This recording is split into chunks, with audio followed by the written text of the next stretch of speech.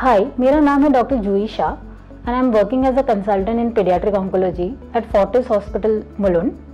And as we all know that फरवरी एक special महीना है as we celebrate the World Cancer Day on 4th of February and 15th of February is celebrated worldwide as International Childhood Cancer Day. So आज मैं बच्चों के cancer के बारे में बात करने वाली हूँ और उसमें सबसे एक इम्पॉर्टेंट टॉपिक है कि हेरिडिटरी कैंसर या जेनेटिक कैंसर जिसे हम फैमिली में जो रन होता है। जैसे हम जानते हैं कि बच्चों में कैंसर होता है और 90% कैंसर्स क्योरेबल होते हैं। अब जब भी कि बच्चे को कैंसर का डायग्नोसिस आते हैं तो पेरेंट्स माँ बाप आते हैं मेरे पास रिपोर्ट्स लेके और कुछ क्वेश्चंस होते हैं जो हर एक फैमिली या माँ बाप के होते हैं। सबसे पहला क्वेश्चन होता है कि ये मेरे बच्चे को ही क्यों हुआ। दूसरा क्वेश्चन होता है कि क्या कुछ मैंने गलत किया है जिसकी वजह से मेरे बच्चे को कैंसर हो गया। थर्ड क्वेश्चन होता है क्या ये जेनेटिक है, एज इन जो हम बोलते हैं आनुवंशिक, और उसके वजह से मेरे बच्चे को हो गया। और चौथा क्वेश्चन होता है कि क्या मेरे दूसरे बच्चे जो हैं उनको भी आगे जाके हो सकता है या क्या उनको कोई रिस्क है। यही सब क्वेश्चंस के बारे में हम डिस्कस करेंगे। तो बच्चों में अनफॉर्चुनेटली कैंसर जब आता है तो 90 to 95% टाइम उसका कोई कॉज या कारण नहीं होता। 5 से 10% बच्चों में कारण होता है जेनेटिक या हेरिडिटरी। ये हम कैसे पता कर सकते हैं। बच्चों में कुछ कैंसर्स होते हैं जो हमें पता है कि जेनेटिक होने की चांसेस ज़्यादा होते हैं। जैसे होता है आँख का कैंसर या आँख के पर्दे का कैंसर जिसे हम रेटिनोब्लास्टोमा बोलते हैं, और कुछ कैंसर्स होते हैं जैसे ब्रेन ट्यूमर्स, बोन ट्यूमर्स, ये भी आनुवंशिक हो सकते हैं।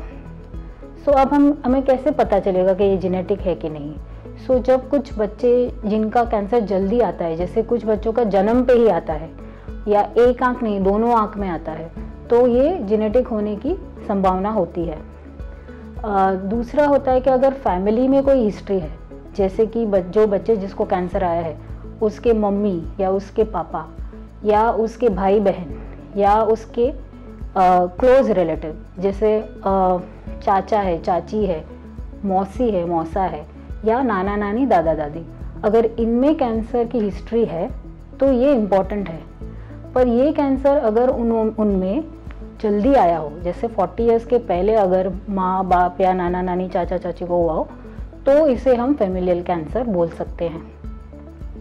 अब इस कैंसर का हमें से क्या इन्फॉर्मेशन मिलता है। जब हमें कोई भी जेनेटिक कैंसर का सस्पिशन होता है या डाउट होता है तो हम जेनेटिक टेस्टिंग करते हैं पूरे फैमिली का, यानी हम पूरे परिवार का ब्लड टेस्ट करते हैं। इसमें अगर ये जेनेटिक गुण पॉजिटिव आता है तो हम इसे हेरिडिटरी कैंसर बोलते हैं।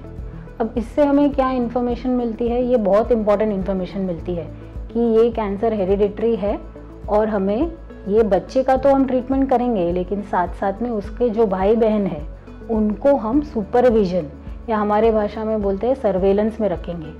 उनको एक पीडियाट्रिक ऑन्कोलॉजिस्ट के पास रेगुलरली आना पड़ेगा, हर 3 महीने, 6 महीने, 1 साल।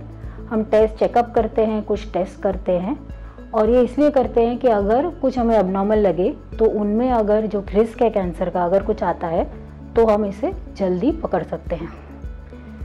आज यही इंटरनेशनल चाइल्डहुड कैंसर डे पे मैं ये मैसेज देना चाहती थी कि बच्चों में कैंसर अगर होता है तो इट इज़ हाईली क्योरेबल, ये ठीक हो सकता है, लेकिन इसके लिए जल्दी पकड़ में आना चाहिए, जिसे हम अर्ली डायग्नोसिस बोलते हैं।